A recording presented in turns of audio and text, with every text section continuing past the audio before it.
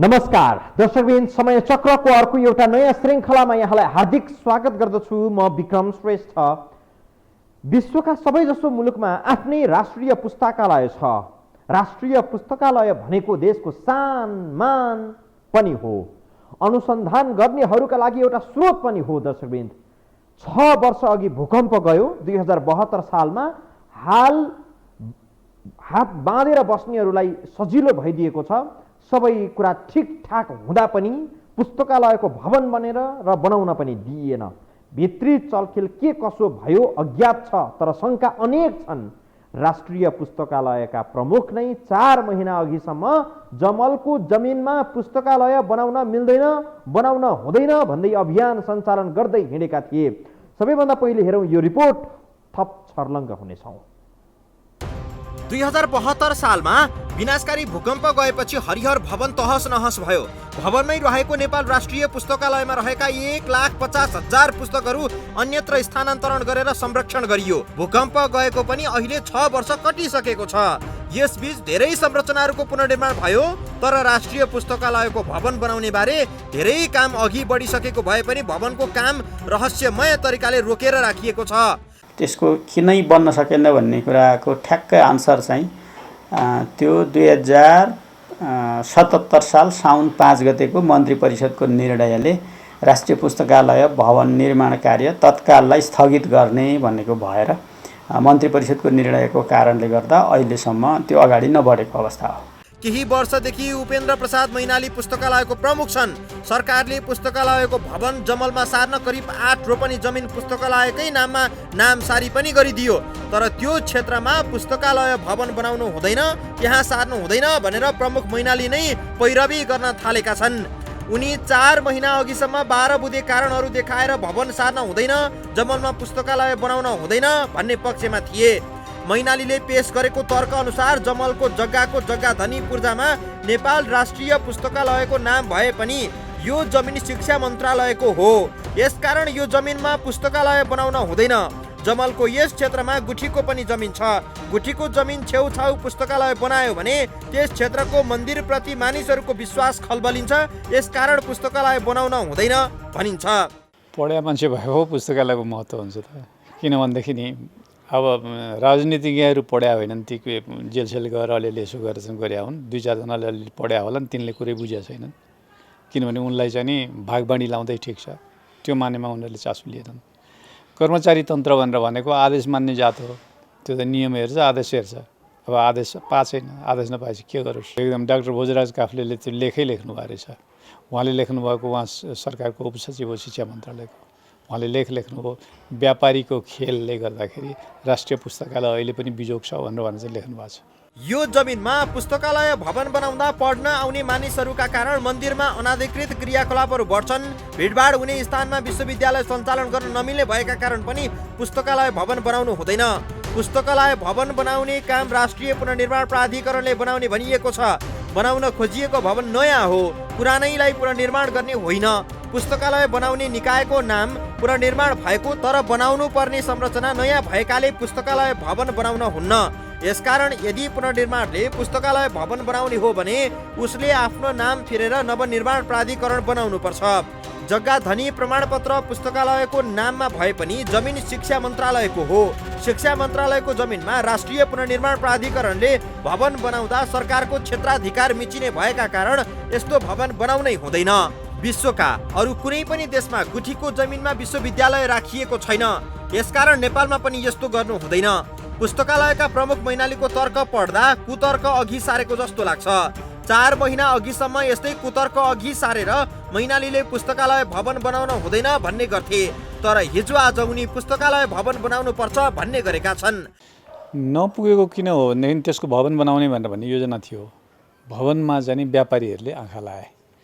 व्यापारीहरूको सम्बन्ध भनेको राजनीतिज्ञसँग हुन्छ। राजनीतिज्ञ र व्यापारी छुट्टिया छैनन् हाम्रो देशमा, किनभने ती एउटै जात हुन्। तपाईँहरूले देखिसक्नु भएको छ। किनभने कसरी चाहिँ नि व्यापारीहरू राजनीतिज्ञ बन्छन्, कसरी राजनीतिज्ञहरू व्यापारी बन्छन्। त्यो दोहोरो किसिमको संवादले गर्दाखेरि चाहिँ नि उनीहरूले ठाउँ बनाउन सकेनन्। परिणाममा त त्यो खेर गयो। जमलमा बनाउने भनेर भन्ने किसिमको त्यत्रो विशाल चिन्तन थियो, आखिर जमलमा पनि बनाउन सकेनन्। अब अन्त्यतिर बनाउन सक्ने ठाउँ भएन अनि त्यस लगेर बोरामा राखे। बोरामा राख्ने होइन नि अहिले त। भवन नभएर भक्तपुरको सानो ठिमीमा अस्थायी पुस्तकालय बनाइएको छ। सानो ठिमी उपत्यकाका लागि कोल्टे परेको क्षेत्र पनि हो। यहाँसम्म दुःखले मात्रै पाठकहरू पुग्छन्, तर यहाँ पनि अस्थायी रूपमा पुस्तकालय तयार गरिएको छ। अझै यस्तै अवस्थामा कति समय पुस्तकालय चल्छ भन्न सकिन्न। पुस्तकालयका प्रमुख मैनाली भवन बनाउन अवरोध गर्दै आएको बुझिएको छ। विवादित पात्र भएकै कारण हुन सक्छ उनी हामीसँग बोल्न पनि तयार भएनन्। अहिले मैनाली आफैको कार्यालय चाहिँ हरिहर भवनकै छेउको घोडा बाँध्ने तबेलामा राखिएको छ। मैनालीको कार्यकक्षमा पानी चुहिरहेको, उपियाँ उडुसको प्रकोप रहेको पनि हामीले देख्यौँ। पुस्तकालयका केही पुस्तकहरू अहिले पनि यही तबेलामा छन्। केही सानो गौचरणमा राखिएको थियो, अहिले चाहिँ सबैलाई भक्तपुर सानो ठिमीमा राखिएको छ। सबै जस्तो पुस्तकहरूको अभिलेखीकरण सकिएको छ। मिलाएर राख्ने र अस्थायी रूपमा पुस्तकालय सञ्चालन गर्ने तयारी पनि देखिन्छ। राष्ट्रिय पुस्तकालयका पुस्तकको केही अघिसम्म हरिबिजोग थियो, बोरामा राखेर भण्डारण गरिएको थियो र पुस्तकालयका लागि भवन नभएको वा भूकम्पले भत्काएको भन्ने तर्क पनि अब पुरानो भइसक्यो। भूकम्प गएको 6 वर्ष बित्यो, अब पनि भूकम्पले भवन भत्काइदियो अनि हालत यस्तो भयो भन्ने छुट कसैलाई छैन। भूकम्पले भत्कायो भने 6 वर्षसम्म किन बनाइएन? अबको प्रश्न यो हो। थप प्रसङ्ग सहित हामी आउनेछौँ यो ब्रेकपछि।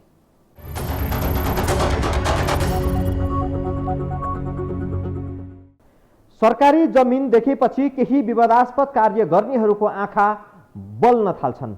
सरकारी जमिनमा सरकारी लगानीमै भवन बन्ने भयो भने त कसरी सस्तैमा हत्याउने भनेर ठुलो महाभारत नै हुने गर्छ। 8 रोपनी जमिनमा 9 तले भवन, त्यो पनि सरकारी लगानीमा बन्न लागेपछि त्यस्ता पात्रलाई थप के चाहियो र दर्शकवृन्द? बाँकी यो रिपोर्टमा।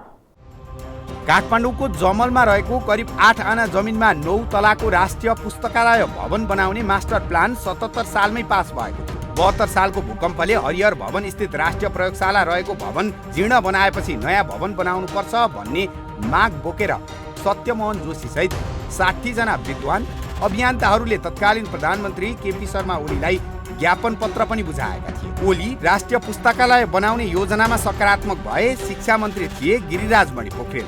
उनले पनि ठाउँ ठाउँमा नेपालको कला संस्कृति झल्किने खालको मौलिकताले भरिएको पुस्तकालय भवन बन्नेछ भन्दै भाषण खुबै गरे। वरिपरिका आलोचना सुनिराखेको छु, आफैलाई पनि एकदम असहज भएको छ। म एक प्रकारले भन्नुहुन्छ भने म आफू पनि कविता लेख्ने कुरामा रुचि थिएन भने र पुस्तक पढ्दिन थिएँ भने म यहाँ हुन्न थिएँ, म यो मन्त्री पनि हुन्न थिएँ, जीवनको यो ठाउँमा पनि हुन्न थिएँ। तर जब भवन बनाउने नै बेला भयो, अज्ञात अप्रत्याशित चलखेल हुन थाल्यो। पुस्तकालय बनाउन नपर्ने कुनै कारण थिएन, कुनै कारण अहिलेसम्म जानकारीमा पनि छैन। तर मन्त्री परिषदबाटै केपी शर्मा ओलीले एउटा निर्णय गरेर भवन बनाउने काम रोक्न आदेश दिए। शौक भित्र परेको विषय, रमाइलो भित्र परेको विषय फटाफट हुने, तर पुस्तकालय बनाउने कुरा यसरी अप्रत्याशित रूपमा बिना कारण रोकिएपछि पुस्तकालय क्षेत्रसँग सम्बन्धित सबै मानिसहरू आश्चर्यमा परे। सबैको मनमा एउटै प्रश्न उब्जियो, पहिले प्रधानमन्त्री ओली नै राष्ट्रिय पुस्तकालय भवन बनाउन तयार थिए, अहिले त्यस्तो के आकाशवाणी भयो र एकाएक भवन नबनाउन प्रधानमन्त्रीले एक प्रकारको अन्तरिम आदेश जारी गरे? यो प्रश्नको जवाफ अहिलेसम्म पनि कसैले पाएका छैनन्। वास्तवमा मैले देख्छु के भने राष्ट्रिय पुस्तकालय भनिसकेपछि त्यो जिम्मा कर्मचारीको हो, अरूले लिँदैन। किनभने त्यो विश्वविद्यालयको प्राध्यापकहरू आएर त्यहाँ बनाउने होइन, त्यो पढ्न आउने हुन्। शिक्षकहरू गएर पढ्न आउने हुन्, तिनले बनाउने होइन। सरकारका कर्मचारीहरू नै हुन्, अरू त कोही होइन त्यहाँ। अब कर्मचारीहरूको उदासीनताले वा उनले गर्न सकेनन्, उनको निरीहता होला, गर्न सकेन, उदासीनता हो वा निरीहता हो, दुईटै कारणले गर्दाखेरि चाहिँ गडबड भयो। अनि राष्ट्रिय हिसाबबाट यो चाहिँ प्राथमिकता प्राप्त हो है भन्ने किसिमको ढङ्गरङ्ग बने हुन्थ्यो। ओली सरकारको पालामा भूमाफियाहरू धेरै सलबलाएको त लगभग स्पष्ट नै थियो। ओलीसँग निकट व्यापारीहरूलाई निकुञ्जको जमिन दिन कानुन नै संशोधन गरिएको विषय पनि छत्ताछुल्ल भएको थियो। तर देशको सान, मान, कला, संस्कृतिसँग जोडेर हेर्ने गरिएको राष्ट्रिय पुस्तकालय आखिर बनाउन नहुने गरी के भएको थियो, किन बनाइएन, कसैले थाहा पाएनन्। केहीले एउटा अनौठो तर्क गरे। टुँडिखेल बृहत योजनाका कारण जमलको यो 8 रोपनी जमिनमा भवन बनाउन नखोजिएको दाबी पनि भयो। तर यथार्थ यस्तो थिएन। टुँडिखेल बृहत योजनाभित्र जमलको यो जमिन पर्ने थिएन। रानी पोखरीसम्मको क्षेत्रलाई मात्रै टुँडिखेल बृहत योजनामा समेटिएको छ। ओली सरकार भूमाफियाको चङ्गुलमा फसेको भनेर निकै आलोचना हुने गर्थ्यो। जमलको जमिनमा पनि भूमाफियाको आँखा बलेको भनेर चर्चा भइरहेको छ। तर कसले कहाँबाट कुन स्वार्थले भवन बनाउन रोक लगाएको थियो अज्ञात नै छ। अब त्यो चाहिँ कसरी भन्ने, हुन पनि सक्ला नहुन सक्ला, तर हामीलाई त्यस्तो लाग्दैन। किनभने सरकारले अहिले चाहिँ बनाउने भनेको छ होइन। भूमाफियाले अब त्यहाँ चलखेल गर्ने कुरा, अब व्यापारिक हिसाबले केही कुराहरूको हिसाबले अब कसैले भन्यो भने बाहिरको कुराहरूमा हामीले भन्दा पनि हामी आफ्नो ढङ्गले चाहिँ त्यहीँ हुनुपर्छ भनेर एक खालको जमात पनि बनेको छ। त्यसैले अब ढिलो चाँडो त्यो निर्णय हुन्छ भन्ने अपेक्षा गर्छौँ। त्रिभुवन विश्वविद्यालयको भोगाधिकार रहेको जमलको 8 रोपनी जमिन राष्ट्रिय पुस्तकालयको नाम आइसकेको छ। लालपुर्जा पनि राष्ट्रिय पुस्तकालयको नाममै छ, तर यो जमिनमा भवन बनाउन सकिएको छैन। यही कारण अहिलेसम्म पनि 1.5 लाखभन्दा बढी पुस्तकहरू गोदाममा थन्किएका छन्। प्रत्येक देशमा आफ्नो राष्ट्रिय पुस्तकालय हुने गर्छ। देशभित्र प्रकाशित हुने सबै पुस्तकहरूको 2 प्रति राष्ट्रिय पुस्तकालयमा निःशुल्क उपलब्ध गराइन्छ। यस्ता पुस्तकहरू पुस्तकालयले सधैँका लागि संरक्षण गरेर राखिदिन्छ। राष्ट्रिय पुस्तकालय देशको सभ्यता, सान, मान र प्रतिष्ठासँग जोडेर हेर्ने गरिन्छ। यस क्षेत्रलाई नजिकबाट बुझेका व्यक्तिहरूका लागि राष्ट्रिय पुस्तकालयको महत्त्व औधी हुन्छ। तर नेपालमा चाहिँ किन हो कुनी भूकम्प गएको पनि 6 वर्ष पुरा भइसकेको छ, तर पुस्तकालय बनाउने कुरा त्यसै हराइरहेको छ। सरकारी जमिन देख्यो कि कसरी हत्याउने भन्ने ध्याउन्न हुन थाल्छ। त्यही जमिन व्यक्तिले खरिद गर्दा 1 लाख, सरकारी निकायले खरिद गर्दा 15 लाख। यस्तै धन्दा नेपाल आयल निगमको जमिन खरिदको बेला पनि भएकै हो। सरकारी धन भनेपछि नेपालमा यस्तै हुन्छ। थप प्रसङ्ग हामी जोड्छौँ ब्रेकपछि।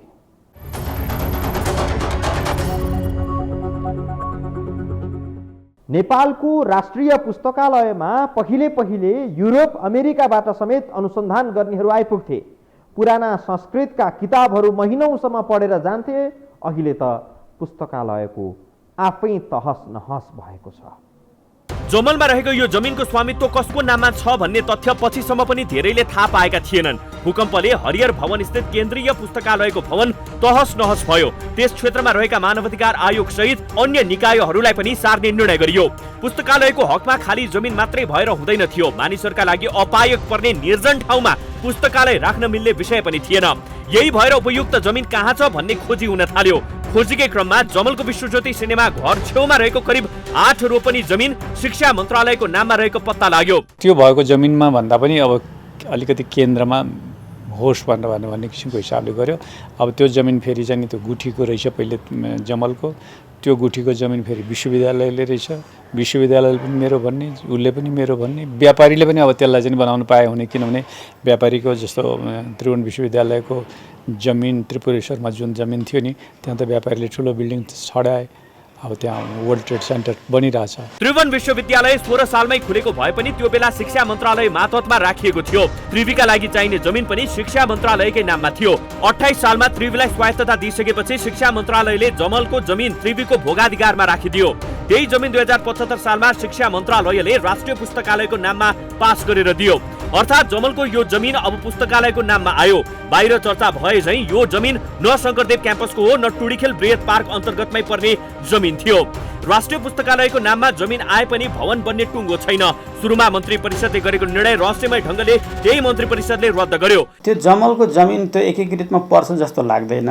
सरकार पछि हटेको भन्ने कुरा पनि त्यस्तो होइन। हामीले मन्त्री परिषदमा त्यसलाई चाहिँ त्यो जुन पहिले मन्त्री परिषदको निर्णयले त्यसलाई स्थगन गर्ने भनेको थियो, त्यसलाई चाहिँ फुकाउनका लागि मन्त्री परिषदमा प्रस्ताव पठाइसकेको अवस्था छ। मन्त्री परिषदबाट अब त्यसलाई अगाडि बढाउने भन्ने निर्देशन प्राप्त हुने बित्तिकै काम सुचारू भइहाल्छ। यही कारण 72 सालदेखि नेपालमा राष्ट्रिय पुस्तकालय गोदाम, बोरा आदि इत्यादि स्थानमा सीमित भएको छ। 1.5 लाख भन्दा बढी पुस्तक भएको राष्ट्रिय प्रयोगशालामा पहिले विदेशी अनुसन्धान कर्मीहरू पनि आइपुग्थे। पण्डित हेमराज पाण्डेसँग भएका पुराना संस्कृतका पत्र किताब समेत यो पुस्तकालयमा छन्। जर्मनीका केही विश्वविद्यालयका विद्यार्थी अनुसन्धान कर्मीहरूको ध्यान संस्कृत भाषामा थियो। उनीहरू संस्कृतको अनुसन्धान गर्न नेपालसम्म आउँथे। अलिकति सुधारेको अभिलेखालयले हो। अरूहरूको हालत त्यति राम्रो छैन। किन छैन भन्यो भने नि सामान्यतया के हुँदो रहेछ भनेदेखि अहिले बिस्तारै पत्र पत्रिकाहरू, पुस्तकहरू तिनीहरूलाई माइक्रोफिसमा परिणत गर्ने, त्यसलाई चाहिँ वेबमा राख्ने होइन, वेबसाइटमा राख्ने किसिमको ढङ्गरङ्ग विदेशभरि चल्दैछ। तर हामी कहाँ त्यो भएन। राष्ट्रिय पुस्तकालय त झनै भएन। परिणाम के भयो भने त्यहाँ कुन कुन किताब छ भन्ने पनि थाहा छैन। संस्कृत भाषा बाहेक अन्य भाषाका पनि कैयन पुस्तकहरू पुस्तकालयमा छन्। केही पुस्तकहरू त 200 वर्ष पुराना पनि छन् भन्ने गरिन्छ। 150 वर्ष पुराना पुस्तकको संख्या त धेरै नै छ। पुराना पुस्तकहरू जसोतसो त्यो बेला पुस्तकालयको जिम्मेवारीमा रहेकाहरूले संरक्षण गरे, अहिलेकाहरूले पनि गरिरहेका छन्। हामीले चाहिँ लगभग भनौँ न असारको 15 गतेभित्रमा सबै संरक्षण गरिसक्यौँ। 16 गते चाहिँ पानी आएर त्यो भवन लगभग कोल्याप्स नै भएको थियो, पानी सबै पसेको थियो। त्यसैले हामीले अहिले जे जस्तो अवस्थामा छ त्यतिखेर जुन ढङ्गले काम गरियो, एक खालको एग्रेसिभली काम गरियो र अहिलेसम्म सुरक्षित छ। एक पटक नष्ट भयो भने फेरि सङ्कलन गर्न असम्भव हुने पुस्तकहरूबाट भरिएको पुस्तकालयलाई नयाँ जीवन दिन सरकार आफैले हात झिक्यो। 9 तल्ले भवन बनाउने गुरु योजना तयार भए पनि नाफाखोर व्यापारीहरूको स्वार्थ सो भवनमा पर्यो। तात्कालीन सरकारलाई उनीहरूले प्रभावमा पारे अनि 9 तल्ला मध्ये 1-2 तला पुस्तकालयलाई दिने अनि बाँकी तलाहरू कौडीको भावमा भाडामा लिने दिने खेल सुरु भयो। त्यही खेलको शिकार पुस्तकालय भइरहेको बताइन्छ। पुस्तकालय भनेको देशको शान हो, सभ्यताको परिचायक पनि हो। विश्वका सबै देशमा केन्द्रीय पुस्तकालय हुन्छ, नेपालमा पनि छ। धेरै पुरानो नभए पनि नेपालमा छ। तर प्रिफ्याटको अस्थायी टहरामा कहिलेसम्म पुस्तकालय राख्ने? अनि विश्वविद्यालय छ कीर्तिपुरमा, पुस्तकालय चाहिँ सानो ठिमीमा। यो पनि अलि मिलेन। मानिसहरूको बसोबास राम्रै भएको ठाउँमा सबैलाई पाइक पर्ने गरी पुस्तकालय भवन बनाउनुपर्छ। शिक्षा मन्त्रालयमा नयाँ मन्त्री आउन साथ यस विषयमा विशेष ध्यान जाओस्। दर्शकवृन्द, आजलाई समय चक्र यति नै। समय चक्रका साथै यस टेलिभिजनका सम्पूर्ण समाचार बुलेटिन कार्यक्रम यो टेलिभिजन.com, यो खबर.com, युट्युब अनि फेसबुकमा पनि पढ्न र हेर्न सक्नुहुनेछ। आजलाई बिदा दिनुहोस्। नमस्कार।